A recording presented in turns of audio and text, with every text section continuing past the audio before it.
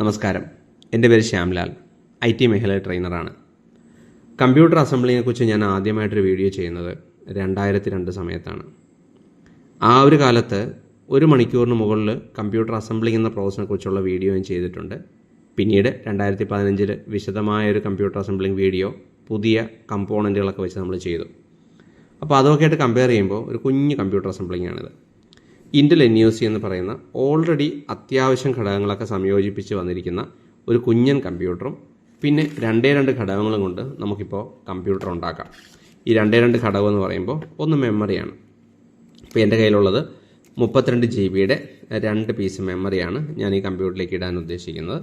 അപ്പം മൊത്തം 64 GB റാമുള്ള 1 TB NVMe SSD ഉള്ള ഈ ഹാർഡ് ഡിസ്കുകൾ, മെക്കാനിക്കൽ ഹാർഡ് ഡിസ്കുകളുടെ കാലം കഴിഞ്ഞിട്ട് ഇലക്ട്രോണിക് ഹാർഡ് ഡിസ്ക് തന്നെ NVMe എന്നറിയപ്പെടുന്ന ഈ ഒരു ലോക്കൽ ബസ് ടെക്നോളജിയിലുള്ള ചിപ്പിലേക്ക് കൂടെ മാറിയിട്ട് കാലം കുറയായി. അപ്പോൾ അതുകൊണ്ട് ഇത്രയും ഉണ്ടെങ്കിൽ നമുക്കൊരു കമ്പ്യൂട്ടർ അസംബിൾ ചെയ്യാം. 3 ഘടകങ്ങൾ. അതിൽ മെയിൻ ഘടകഭാഗം ഇവൻ തന്നെയാണ്, ഇൻ്റൽ NUC ശരിക്കും ഒരു അത്യാവശ്യം അസംബിൾ ചെയ്ത് കഴിഞ്ഞ ഒരു കമ്പ്യൂട്ടറാണെന്നർത്ഥം. അത്യാവശ്യം ഘടകഭാഗങ്ങളൊക്കെ ഇതിനകത്ത് തന്നെയുണ്ട്. കൃത്യം പറഞ്ഞാൽ ഇത് ഒരു കമ്പ്യൂട്ടർ മദർ ബോർഡ്, പ്രോസസ്സർ, അതിൻ്റെ ഒരു ക്യാബിൻ, ഈ 3 കാര്യങ്ങൾ ഇതിനകത്ത് വരുന്നുണ്ട്. അപ്പോൾ കമ്പ്യൂട്ടറിന് SMBS വേണ്ടേ എന്ന് ചോദിച്ചാൽ SMBS പവർ സപ്ലൈ യൂണിറ്റ് ഇവിടെയുണ്ട്. അപ്പോൾ കമ്പ്യൂട്ടറിൻ്റെ പവർ അഡാപ്റ്റർ ഇവിടെയുണ്ട്. അപ്പോൾ എനിക്കിതിൽ ഇഷ്ടപ്പെടാത്ത കാര്യം ഒരു 3 പിൻ കൂടെ നമുക്ക് തരേണ്ടതാണ്, ഇൻ്റൽ തരേണ്ടതാണ്, അവർ തന്നിട്ടില്ല. അപ്പോൾ എന്തായാലും നമുക്കൊരു 3 പിൻ അഡാപ്റ്റർ സോക്കറ്റ് വേറെ വാങ്ങിക്കണം എന്നർത്ഥം. ശരി, ബാക്കി ഇതിൻ്റെ കൂടെ കുറച്ച് മോണിറ്റർ മൗണ്ട് ചെയ്യാനുള്ള ഘടകങ്ങളും, ശരിക്കും ഒരു മോണിറ്ററിൻ്റെ പുറകിലേക്ക് പിടിപ്പിക്കാനുള്ള വലിപ്പമേ ഉള്ളൂ. അപ്പോൾ അതുകൊണ്ട് മോണിറ്റർ മൗണ്ടിങ് കിട്ടി എന്തായാലും ഹാൻഡി ആയിട്ട് നല്ലൊരു കാര്യമാണ്. അപ്പോൾ ഇത്രയേ ഉള്ളൂ കമ്പ്യൂട്ടർ. അസംബിൾ ചെയ്യണമെന്നുണ്ടെങ്കിൽ ഇത് അഴിക്കുക, മെമ്മറി ഇടുക. ശരിക്കും പറഞ്ഞാൽ മെമ്മറി ഇടുക എന്ന് പറയുമ്പോൾ നമ്മൾ ഒരു കമ്പ്യൂട്ടർ അഴിക്കുന്ന ഏത് ഘട്ടത്തിലും ആൻറ്റി സ്റ്റാറ്റിക് സ്ട്രാപ്പുകൾ ധരിച്ച് കൃത്യമായിട്ട് ചെയ്യണമെന്നൊരു നിയമമുണ്ട്. അപ്പോൾ അതൊന്ന് പാലിക്കുന്നത് നല്ലതായിരിക്കും. തൽക്കാലം എൻ്റെ കയ്യിൽ ഞാൻ നോക്കിയപ്പോൾ ആൻറ്റി സ്റ്റാറ്റിക് സ്ട്രാപ്പ് എവിടെയൊന്നും കണ്ടില്ല. അപ്പോൾ അതുകൊണ്ട് തൽക്കാലം അതില്ലാതെ തന്നെ ചെയ്യാമെന്ന് കരുതി. 4 സ്ക്രൂ അഴിക്കുക. അപ്പോൾ ഈ സ്ക്രൂവിൻ്റെ കേസിൽ എനിക്ക് ഇഷ്ടപ്പെട്ട കാര്യം എന്ന് വെച്ച് കഴിഞ്ഞാൽ ഈ സ്ക്രൂ അഴിച്ച് ഊരിപ്പോകുന്ന മോഡലൊരു സാധനമല്ല. അപ്പോൾ അത് അഴിച്ചാൽ അവിടെ തന്നെ നിന്ന് കറങ്ങിക്കോളും. അപ്പോൾ തൽക്കാലം ഇത് അഴിച്ച് കഴിയുമ്പോൾ സ്ക്രൂ എവിടെ പോയി എന്ന് അന്വേഷിക്കുന്നൊരു പ്രശ്നമുണ്ട് ഹാർഡ്വെയർ എഞ്ചിനീയേഴ്സിന്. ആ പ്രശ്നം എന്തായാലും ഇവിടെ ബാധകമല്ല. ഈ സ്ക്രൂ ഇവിടെ തന്നെ കണ്ടില്ലേ, ഇവിടെ അഴിച്ച് കഴിയുമ്പോൾ ഇപ്പോൾ ഇവിടെ തന്നെ നിന്ന് കറങ്ങത്തേ ഉള്ളൂ. അപ്പോൾ എന്തായാലും അത് അഴിച്ച് ഊരി കിട്ടാവുന്ന അവസ്ഥയായി. എന്നിട്ട് വെറുതെ ലിഫ്റ്റ് ചെയ്യുക. 4 സൈഡിൽ നിന്ന് ലിഫ്റ്റ് ചെയ്ത് കഴിഞ്ഞാൽ ഈ കാര്യം ഓക്കെ. ഇവിടെ ഒരു നോർമൽ സാറ്റ ഹാർഡ് ഡിസ്ക് കണക്ട് ചെയ്യാനുള്ള സ്ഥലമുണ്ട് കേട്ടോ. അതൊരു അഡീഷണൽ കൺവീനിയൻറ്റ് ഫീച്ചറാണ്. അപ്പോൾ നമുക്കിവിടെ ഒന്നിലധികം സ്റ്റോറേജ് ഡിവൈസുകൾ കണക്ട് ചെയ്യാൻ പറ്റുമെന്നർത്ഥം. ഒരു NVMe ഹാർഡ് ഡിസ്ക് കണക്ട് ചെയ്യുന്ന കൂടാതെ വേണമെങ്കിൽ ഒരു സാറ്റ ഹാർഡ് ഡിസ്ക് കൂടെ കണക്ട് ചെയ്യാം. അപ്പോൾ 2 സ്റ്റോറേജ് മീഡിയത്തിനുള്ള സ്ഥലം ഇവിടെയുണ്ട്. അപ്പോൾ അത് വേണ്ടാന്നുണ്ടെങ്കിൽ ഇത് ഇവിടുന്ന് ഊരി മാറ്റാം. നമുക്ക് 2 പീസ് മെമ്മറി ഇടാനുള്ള സ്ഥലവും തുടർന്ന് നമുക്ക് NVMe ഹാർഡ് ഡിസ്ക് കണക്ട് ചെയ്യാനുള്ള ഒരു സ്ഥലവും, ഇത്രയാണ് നമുക്ക് ഇതിനകത്തുള്ളത്. ഇപ്പോൾ NVMe ഹാർഡ് ഡിസ്ക് കണക്ട് ചെയ്യാനുള്ള പോയിൻ്റാണ് ഇതാ ഇവിടെ ഈ കാണുന്ന പോയിൻ്റ്.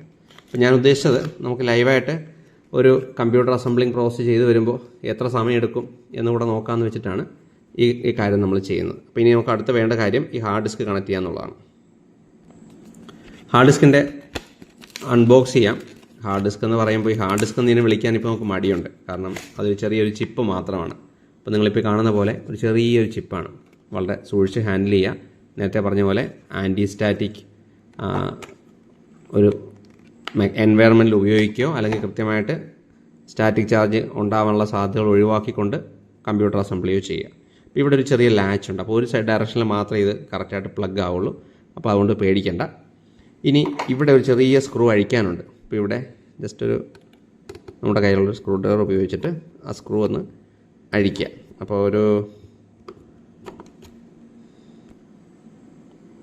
ഈ സ്ക്രൂ ഡ്രൈവർ മിക്കവാറും അത് അഴിക്കാൻ പറ്റില്ല എന്ന് തോന്നുന്നു. അപ്പോൾ വേറെ സ്ക്രൂ ഡ്രൈവർ നോക്കട്ടെ. ഓക്കെ, ഇത്രയേ ഉള്ളൂ. ഈ ഒരു സ്ക്രൂ വളരെ സൂക്ഷിക്കേണ്ട സാധനമാണ്. കാരണം ഇത് നമ്മൾ മിസ് ചെയ്ത് പോയാൽ പലപ്പോഴും കിട്ടാൻ വലിയ പാടാണ്. സ്ഥിരമായിട്ട് കമ്പ്യൂട്ടറൊക്കെ അസംബിൾ ചെയ്യുന്നവരുടെ കയ്യിലൊക്കെ ഇത് ഉണ്ടാകും കേട്ടോ. എന്നാൽ നിങ്ങൾ വല്ലപ്പോഴാണ് കമ്പ്യൂട്ടർ അസംബിൾ ചെയ്യുന്നതെങ്കിൽ നിങ്ങൾക്ക് കിട്ടാൻ പാടാം. അപ്പോൾ NVMe കാർഡ് ഡയറക്റ്റായിട്ട് പ്ലേസ് ചെയ്യുക. ദാ കൃത്യമായിട്ട് വെക്കുക.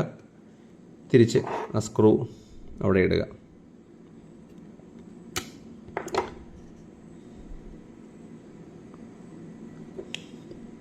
ഇച്ചിരി മാഗ്നറ്റൈസ്ഡ് ആയ ഒരെണ്ണമാണെങ്കിൽ കുറച്ചുകൂടെ ഭംഗിയായിട്ട് ഓക്കെ. ഒരു തവണ താഴത്ത് പോയി ഒന്നുകൂടെ എടുക്കാം. ഓക്കെ, ഇതൊന്ന് സൂക്ഷ്മമായിട്ട് ചെയ്യുക എന്നുള്ളതാണ്. ഞാനിപ്പോൾ ഈ ക്യാമറയുടെ ഇവിടെ പുറകിൽ കൂടി ഇരുന്നിട്ട് ഈ സാധനം നോക്കുന്നതുകൊണ്ട് കൃത്യമായിട്ടത് വീഴാത്തതാണ്. ശരി,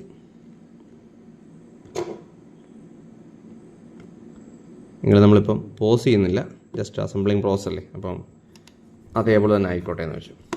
ഓക്കെ, അസംബ്ലിങ് എത്ര സമയം എടുക്കും നമുക്ക് നോക്കാമല്ലോ. അപ്പോൾ ഞാൻ അസംബിൾ ചെയ്യാൻ എടുക്കുന്ന സമയം ആവറേജ് സമയം തന്നെ നിങ്ങളും സഹിക്കുക എന്നുള്ളതേ ഉള്ളൂ. ഇനി മെമ്മറിയും കൂടെ ഇട്ട് കഴിഞ്ഞാൽ സത്യത്തിൽ അസംബ്ലിങ് കംപ്ലീറ്റ് ആയി. കമ്പ്യൂട്ടർ പവർ ഓൺ ചെയ്യുക, ഓപ്പറേറ്റിംഗ് സിസ്റ്റം ഇൻസ്റ്റാൾ ചെയ്യുക, അതായത് ഓൺ ആയി കഴിഞ്ഞാൽ ഓപ്പറേറ്റിംഗ് സിസ്റ്റം ഇൻസ്റ്റാൾ ചെയ്യുക, അത്രയേ ഉള്ളൂ. ഇപ്പോൾ മെമ്മറിയൊക്കെ എടുക്കുമ്പോഴും ആൻറ്റി സ്റ്റാറ്റിക് ആയ ഒരു സബ്സ്റ്റൻസ്, സ്റ്റാറ്റിക് സെൻസിറ്റീവായ ഒരു സബ്സ്റ്റൻസ് ആണെന്ന് ഓർത്തെടുക്കുന്നത് നല്ലത്. ഇത് 32 GB മെമ്മറിയാണ്. 32 GB അല്പം കൂടുതലല്ലേ എന്ന് ചോദിച്ചു കഴിഞ്ഞാൽ എൻ്റെ സ്പെസിഫിക് ആവശ്യത്തിന് എനിക്ക് 32 GB ആവശ്യമുള്ളതുകൊണ്ടാണ്. നോർമൽ കസ്റ്റമർക്ക് ഒരു 8 GB മുതൽ മുകളിലേക്കുള്ള മെമ്മറി മതി. അപ്പോൾ എനിക്ക് ഈ ഒരു പർട്ടിക്കുലർ ആവശ്യത്തിന് 64 GB, 64 കൂടുതൽ കിട്ടിയാലും കുഴപ്പമില്ല എന്നൊരു ആവശ്യമാണ് എനിക്ക്. തൽക്കാലം ഇന്റൽ NUCക്ക് 64 GB വരെ പരമാവധി സപ്പോർട്ടുള്ളൂ. അപ്പോൾ അതുകൊണ്ട് 64 GB, കാരണം 32 GB സിംഗിൾ പീസ് മെമ്മറി ഇപ്പോൾ വരുന്നത്, ഇപ്പോൾ മാർക്കറ്റിൽ അവൈലബിൾ ആയിട്ടുള്ളത്.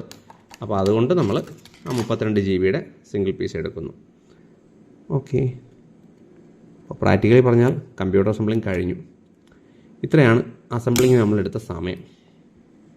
ഇനി ഒരു അഡീഷണൽ ഹാർഡ് ഡിസ്ക് പിടിപ്പിക്കാൻ പ്ലാൻ ഉണ്ടെങ്കിൽ നേരത്തെ പറഞ്ഞ പോലെ ഇവിടെ കണക്ട് ചെയ്യാം.